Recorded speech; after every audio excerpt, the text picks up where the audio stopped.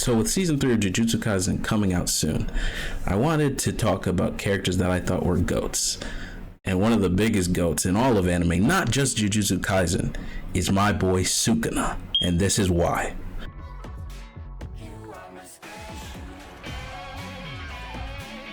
The thing I love about Sukuna is the sheer amount of aura he just has and the presence he has in every scene he is in.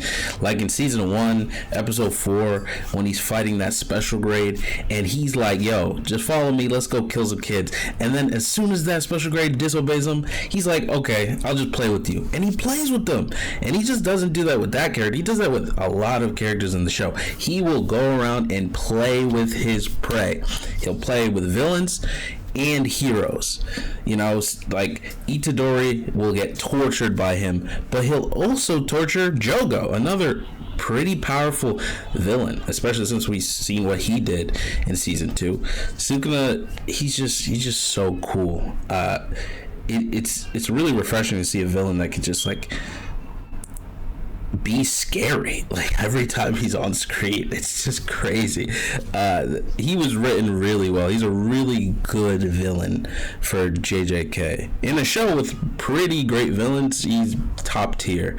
I love his confidence and power that he holds, especially because it's unmatched in the show. Like, it, other than Gojo, maybe he just has this power presence of him when he's walking around. It's so cool. I love Sukuna.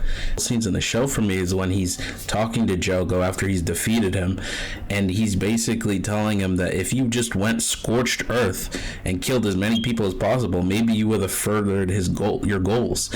And it kind of just dives into a bit of how Sukuna himself views the world and how he views encounters. It's interesting, and I want to learn more about him.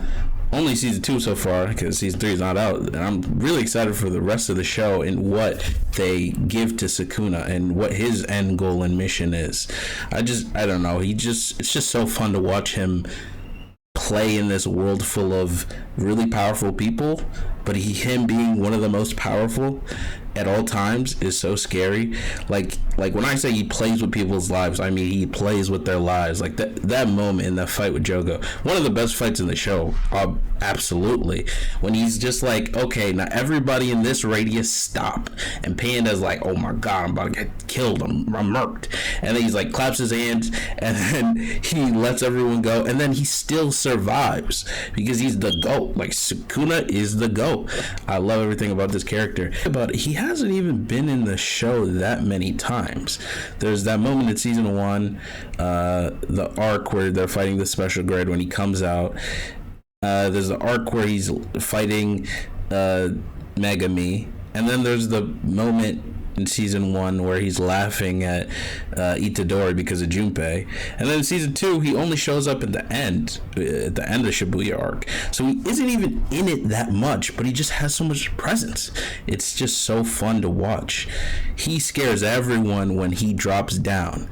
Everybody, okay? They fear for their life. They pray to him. They say, please don't kill me. As soon as he drops in, he has the best fights and the best moments. He's such a great character, and hopefully they don't drop the ball on him. I don't know what's in store for the next couple seasons, but like, you got a really good villain on your hands with Sukuna. Like, he's just him. What do you guys think? Do you think there are villains that are as ored as Sukuna? Because at this point, he's like #1 anime list aura man at this point. Like, he's just doing his big one right now. Like, that's just what he's doing.